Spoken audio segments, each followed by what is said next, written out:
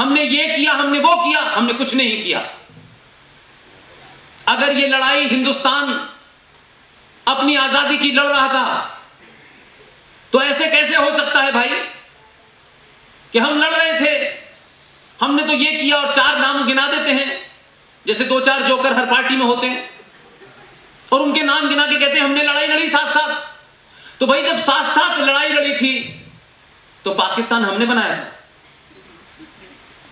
आजादी के मिलते ही पाकिस्तान की डिमांड क्यों आई? पाकिस्तान बनाने के लिए कौन लोगों ने आवाज उठाई और क्यों पाकिस्तान बना? और अपनी बात को मैं एक रेफरेंस के लिए इस्तेमाल करता हूं कि एक आदमी पे चर्चा बहुत होती है, जैसे भारतीय जनता पार्टी की या कुछ नेशनलिस्ट फोर्सेस सत्ता में आने लगती हैं, यकायक वो चर्चा होने लगती है। मेरे जितने दोस्त हैं मैं उनसे भी कहता हूं कि जब तक जिंदगी में अपोलोजिस्टिक रहोगे तुम्हें हर आदमी फुटबॉल की तरह इस्तेमाल करेगा। अपने आप की, अपने पुरुषार्थ पे यकीन करो। मैं कौन हूं इसको पहचानो। लिहाजा वो लोग भी ये कहते हैं कि नहीं वो ऐसा था कि कांग्रेस ने बंटवाया था देश, नहीं अंग्रेजों ने बांटा था। आप इस झूठ और फरेब के अंदर जो असली इसका किरदार जिसने अदा किया उसका नाम हट जाता है। और वो लोग कितने शातिर हैं कि कांग्रेस ने बंटवाया था या अंग्रेजों ने बंटवाया था, इसमें बना के रखो। लेकिन मुस्लिम लीग कहां चली गई जिसने ये देश बांटा था? आपने इनडायरेक्टली उनको क्लीन चिट दे दी। आप अपनी लड़ाई में अंग्रेजों को जिम्मेदार ठहरा रहे हैं, कांग्रेस को जिम्मेदार ठहरा रहे हैं, नेहरू को जिम्मेदार ठहरा रहे हैं, लेकिन भाई जिन्ना को कोई क्यों नहीं जिम्मेदार ठहरा रहा? लिहाजा गलत हो या सही, इतिहास में हर घटना की विवेचना होती है, हर चीज के ऊपर एनालिसिस होनी चाहिए। हजारों साल पहले वाली घटनाओं पे भी होना चाहिए, जो कल हुई है उस पे भी होना चाहिए। और अब तो ये समाज बड़ा जागरूक हो गया, हर छोटी छोटी बात के ऊपर डिस्कशन करता है, तो इस पे भी डिस्कशन होना चाहिए भाई कि ये जो आजादी की लड़ाई साथ साथ लड़ी गई थी, तो क्या ऐसा हुआ कि देश बट गया दो हिस्सों में, और फिर धर्म के नाम पे बटा, इलाके के नाम पे बटता तब भी कुछ समझ में आता, लेकिन प्योर धर्म के नाम पे बटा। तय हुआ कि उधर वो जाएंगे इधर ये रहेंगे। लेकिन हमारे यहां की महानता और कुछ लोगों को सत्ता पे बैठने की जल्दी और महान बनने का ख्वाब, नहीं साहब, जिसको यहां रहना है यहां भी रहिए, वहां भी चले जाइए। जो वहां चले गए वो तो ठीक है, यहां वाले उनसे भी ज्यादा खतरनाक है कि 70 साल में आपको कश्मीर बना दिया है, आसाम बना दिया है, रामपुर बना दिया है, कैराना बना दिया है, मुजफ्फरनगर बना दिया है, मेरठ बना दिया है, अब आप रोज लड़ रहे हैं उनसे। तो आपने ये बीमारी पाली क्यों थी भाई? तो जो लोग ये कहते हैं हमने बड़ी लड़ाई लड़ी है आपके साथ और हम जा सकते थे पाकिस्तान, हम गए नहीं, चले जाते, और हमारे बाप दादाओं ने चुना कि हम हिंदुस्तान में रहेंगे। नो, ये सबसे बड़ा झूठ है। तुम्हारे बाप दादाओं ने नहीं चुना, तुम्हारा एक बाप था जिसका नाम तुम भूल गए, उसका नाम था पटेल। उसने तुमको मारा, इसलिए हैदराबाद हिंदुस्तान में है, इसलिए जूनागढ़ हिंदुस्तान में है। जाना तो चाहते थे तुम, गए नहीं, जाने की हिम्मत नहीं थी, जो भाग गए वही है वहां, बाकी यहां रह गए। तो ये हमारे ऊपर एहसान मत करो कि हम जा सकते थे गए नहीं, अब भी चले जाओ, कोई दिक्कत नहीं। लेकिन मैं दूसरी बात कहना चाहता हूं, जो हुब्बुल वतनी की बात करते हैं कि कुरान मजीद में लिखा है हुब्बुल वतनी, यानी मुल्क से प्यार, मुल्क के प्रति वफादारी, तो भाई करो ना वफादारी। हमने तो मना नहीं किया, और हमने तो आपकी वफादारी पे सवाल नहीं खड़ा किया। यह बात अलग है कि आपने बार बार हमें आगाह किया कि हम जो हमें समझ रहे हो हम वो है नहीं, हमारा डीएनए वही है। हमने गलतियां की हैं। जिस शख्स ने यह भरोसा दिलाया पूरे देश को, खुलेआम कहा, मुझसे पहले की पीढ़ी के लोग बैठे होंगे कि पाकिस्तान बनेगा तो मेरी लाश पे बनेगा, ये कहा था या नहीं कहा था? ये भी कोई आरएसएस ने झूठ बोला, ये बता दीजिए। क्योंकि ये बहुत अच्छा है कि कोई ठीक बात हो तो उसे आरएसएस के सर पर डाल दो, बीजेपी के सर पर डाल दो, विश्व हिंदू परिषद के सर पर डाल दो। ये तो गांधी जी की कल की घटना है, कोई ऐसा तो है नहीं 2000 साल पुरानी घटना है तो आपको न मिले। तो गांधी जी ने कहा कि मेरी लाश पे भारत बटेगा। ये देश उनको मानता था, उन पे यकीन रखता था, जानते थे कि गांधी जी ने जो बात कही है वो पूरी करेंगे। उन्होंने यकीन कर लिया और इस हद तक यकीन किया कि किसी ने ये नहीं पूछा कि भाई अब इसमें कोई शक शुबा की बात नहीं है। लेकिन देश बट गया। तो गांधी जी का जो चेला जब अंग्रेजों से बैठ करके मुल्क बांटने की बातचीत तय कर रहा था तो गांधी जी सो रहे थे क्या? और उस शख्स को लगा, किसी एक शख्स को ऐसा लगा कि इस आदमी ने इतना बड़ा झूठ बोला है। हो सकता है कि उसकी आज के दौर में, क्योंकि आज के दौर में हमारे यहां देशभक्ति जो है वो भारत माता तक सिर्फ सीमित हो गई है। भारत माता का नारा लगाना यानी आप देशभक्त हैं। उस वक्त हो सकता है हमसे भी ज्यादा, आपसे भी ज्यादा लोग पागल हो देश को लेकर के। उनको अपना जाति कैरियर बनाने का कोई इंटरेस्ट नहीं रहा होगा। कौन एमएलए देगा, कौन एमएलए की टिकट देगा, एमपी की टिकट देगा, शायद वो इसमें इंटरेस्ट में नहीं थे। वो शायद उसी ख्वाब में दिन भर जीते थे कि एक दिन भारत माता आजाद होगी। उसको ठीक लगा, उसको ठीक लगा। उस वक्त के कानून और नियमों के हिसाब से उसने गलत किया। वो चला, उसने कहा इस आदमी ने मुझे भरोसा दिया था, पूरे देश को भरोसा दिया था, लेकिन देश बट गया। मैंने एक बयान नहीं सुना कौन जिम्मेदार है, और इसके बटने में 21 लाख लोग मर गए, उसने उसका भी नहीं पूछा। और उसकी अकल ने जो काम किया, उसने गांधी जी को गोली मार दी। ये एक्ट उस वक्त के कानून और आज वक्त के कानून से भी ठीक नहीं था, गलत था। कानूनी तौर पर उसने गलत किया। तो क्या इस देश की आजादी के लिए जो हजारों लोग लड़े और मरे, वो कानूनी तौर पे जान दे रहे थे, कानूनी तौर पे नहीं दे रहे थे? हजारों लोगों ने जान दी। वो पूछ के जाते थे कि कानूनी तौर पे हम चौरा चौरी का कांड करेंगे। कानूनी तौर पे उधम सिंह गया था, कानूनी तौर पे भगत सिंह आए थे, वीर सावरकर कानूनी तौर पे लड़ाई लड़ रहे थे। जिसको जैसे समझ में आया देशभक्ति का वो लड़ाई लड़ रहा था, जो जैसे कंट्रीब्यूशन दे सकता था लड़ा। लेकिन उसने गलत किया, सही किया, इसका मूल्यांकन इतिहास कर रहा है और करेगा। लेकिन एक ईमानदारी की बात को तो मानना चाहिए ना भाई। उस आदमी का कोई रिकॉर्ड आतंकवादी या क्रिमिनल था क्या? वो कोई मर्डर था क्या? उसने मर्डर किया, उसकी सजा मिली और मिलनी चाहिए थी, इस पे कोई विवाद नहीं कर रहा मैं। लेकिन मेरा सवाल यह है, उसने जिस ईमानदारी के साथ मारा, न तो वो भागा, न झूठ बोला, न कोर्ट में खड़े होकर कहा कि मुझे माफ कर दीजिए, मैंने गलत कहा है। उसने कहा मैंने जो सोचा, मुझे लगा, मैंने ऐसा किया, कोर्ट जो फैसला देगी मैं उसको कबूल करूंगा, फांसी पे चढ़ गया। इतना तो ईमानदार था।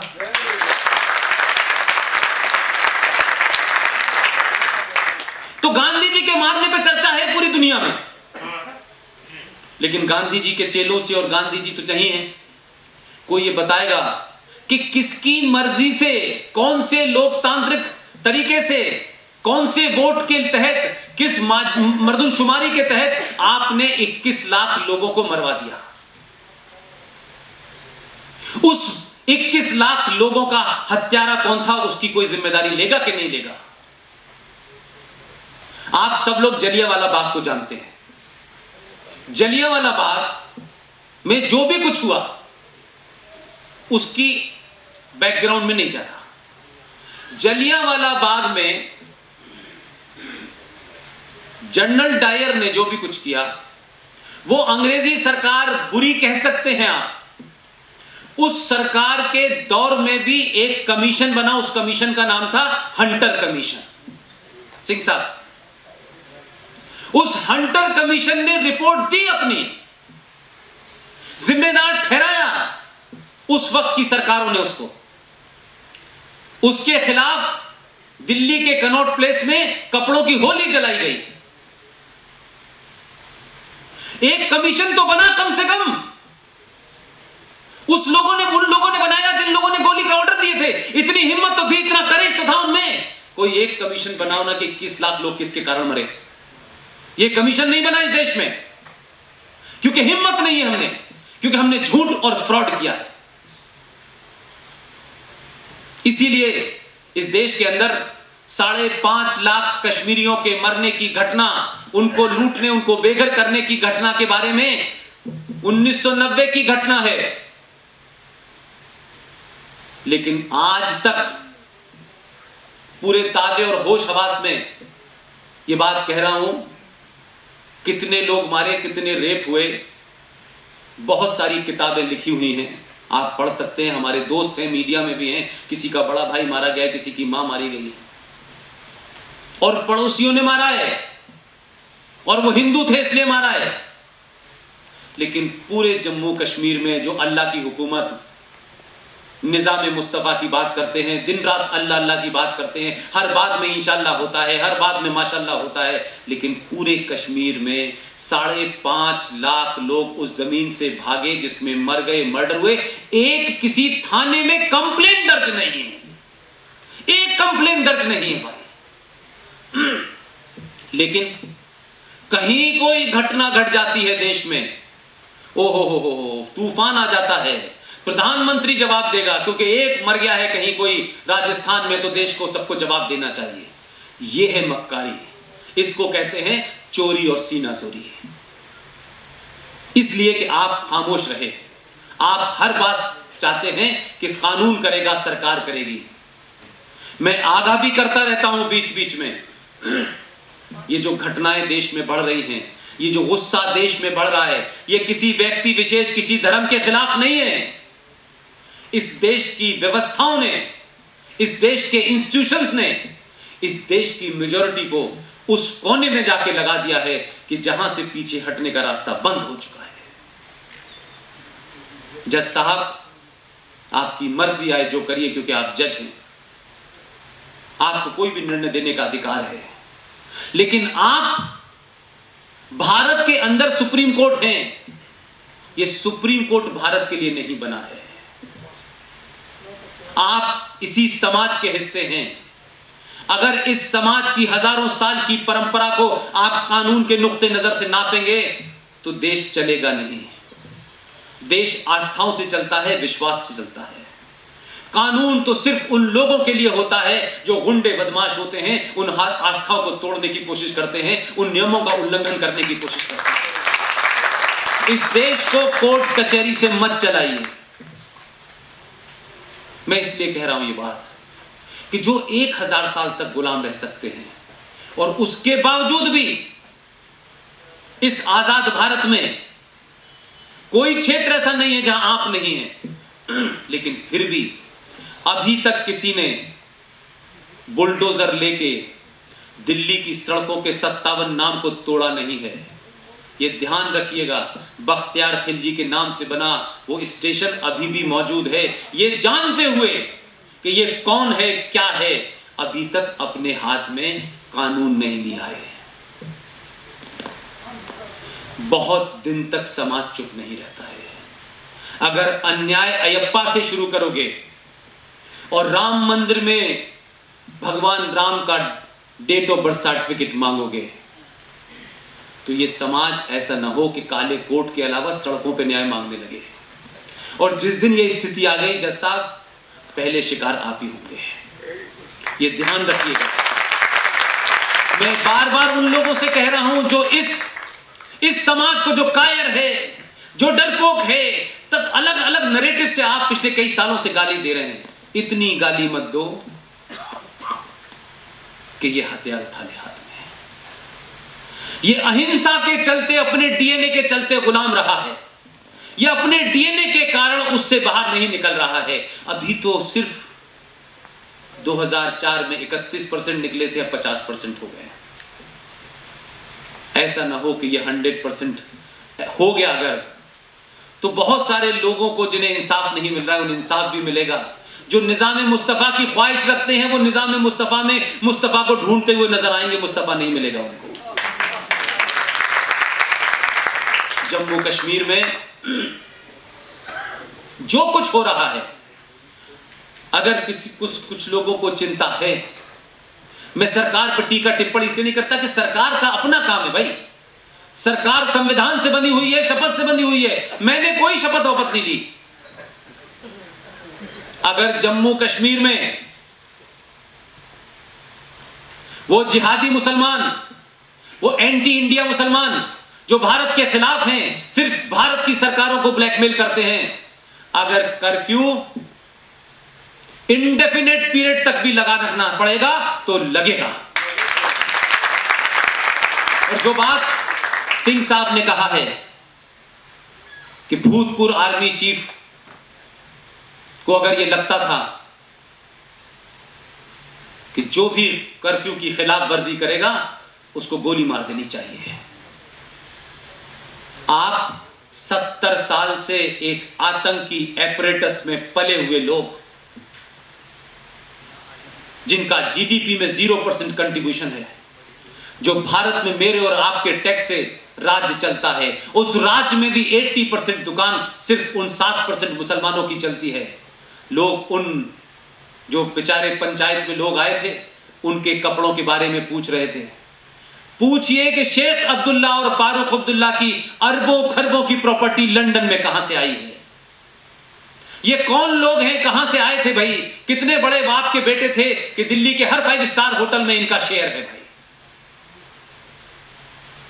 जम्मू कश्मीर के अंदर जिनके बाप दादाओं ने, जिनके बहनों भाइयों ने कश्मीरी हिंदू पंडितों लड़कियों के साथ रेप किया, मर्डर किया, उन्हीं के भाई बहन बॉम्बे में नौकरी कर रहे हैं, हरियाणा में नौकरी कर रहे हैं, कलकत्ता में नौकरी कर रहे हैं। अरे शुक्र करो हम जैसे लोगों का, हम जैसे लोग हैं। हम कायर भी अगर तुम कहते हो तो शायद हम मानने को तैयार हैं, लेकिन हम कायर नहीं हैं। ये डीएनए है कि वो सुरक्षित मुंबई में नौकरी कर रहा है, वो हरियाणा में सुरक्षित नौकरी कर रहा है। इस सब के बावजूद कि उसके भाई बहनों ने इसी हमारे भाइयों को मार करके इस जम्मू कश्मीर से बाहर निकाल दिया। और सरकारें कोई सी भी हो, सरकार चिंता करती है कि बॉम्बे में रहने वाले कश्मीरी मुसलमान को कुछ नहीं होना चाहिए। लेकिन तुमने जो किया है नंगा नाच, उसका कोई माफी नहीं है, उसकी कोई माफी नहीं है।